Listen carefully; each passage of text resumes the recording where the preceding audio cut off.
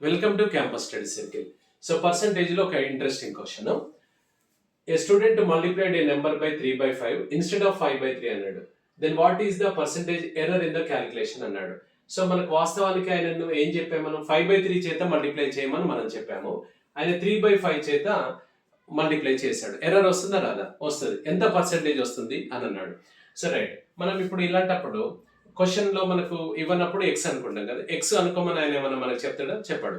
1 అనుకోమని చెప్తాడా? చెప్పాడు. 100 అనుకోమని చెప్తాడా? చెప్పాడు. మన ఇష్టం వచ్చిన నెంబర్ అనుకోవచ్చు. అలాంటప్పుడు ఎలాంటి నెంబర్ అనుకోవచ్చు అంటే ఎక్స్ అనుకున్న వస్తుంది. దానికంటే ఇంక ఈజీగా రావాలి అంటే ఇందులో ఫ్రాక్షన్స్ ఒకసారి గమనించినట్లయితే ఒకటి 3/5 ఉంది, ఇంకొక ఫ్రాక్షన్ ఏముంది 5/3 ఉంది. ఈ డినామినేటర్స్ ఉన్నాయా, వీటి చేత కట్ అయ్యే నెంబర్ను మనము నెంబర్గా అజ్యూమ్ చేసుకోవాలన్నమాట. సో అప్పుడు మనకు ఈజీగా వస్తుంది. ఈ నెంబరు ఈ రెండింటి చే కట్ అయ్యే నెంబర్ అంటే ఈ రెండింటి యొక్క ఎల్సిఎం తీసుకోవాలి. ఎల్సిఎం ఆఫ్ 5 and 3 అంటే కామన్ ఫ్యాక్టర్ లేదు కాబట్టి 5 into 3 15 అనేది మనము నెంబర్ అజ్యూమ్ చేసుకోవచ్చు. మీరు ఎక్స్ ఇప్పుడు నెంబర్ ఈక్వల్స్ టు మనము ఎక్స్ అని అనుకుంటాం, నెంబర్ ఈక్వల్ టు 1 అనుకుంటాం, నెంబర్ ఈక్వల్ టు 100 అనుకుంటాం, నెంబర్ ఈక్వల్ టు అలాగే 15 అనుకుంటాం. ఇవేం క్వశ్చన్లు ఉన్నాయా? మనం బయట నుంచే తెచ్చుకుంటాం కదా, అలాగే వీటిని కూడా తెచ్చుకోవచ్చు అనమాట. సో ఇప్పుడు నెంబర్ వచ్చేసి మనము ఎంత తీసుకుందాం? 15 తీసుకుందాం. మనకు ఇక్కడ కరెక్ట్ ఏంటిది? యాక్చువల్లీ మనము చేయాల్సింది ఏంటిది? సో 5/3 చేత మల్టిప్లై చేయమని చెప్పాము. సో 15 5/3 చేత మల్టిప్లై చేయమన్నాం. 5/3 చేత మల్టిప్లై చేస్తే ఏమవుతుందంటే 3, ఇక్కడ ఇది 5 times 5 into 5 25 అనేది కరెక్ట్ ఆన్సర్. కానీ మనోడు ఏం చేశాడు, ఇక్కడ 15 3/5 చేత మల్టిప్లై చేశాడు.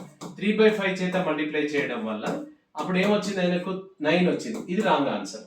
అంటే ఇక్కడ 25 వచ్చే బదులు 9 వచ్చిందంటే ఎర్రర్. మనకి ఇక్కడ దోష శాతం ఎంత అన్నాడు అంటే 25 వచ్చేది 9 వచ్చిందంటే ఎంత గ్యాప్ వచ్చింది? ఇక్కడ 16 తక్కువగా వచ్చింది అనమాట. ఇది ఎంత పర్సెంటేజ్ అన్నాడు. సో ఇక్కడ మనకు 25కి 16 మనకు రాంగ్ వచ్చింది అనమాట. పర్సెంటేజ్ అంటే per 100కు క్యాలిక్యులేట్ చేస్తాం, క్రాస్ మల్టిప్లై చేయండి.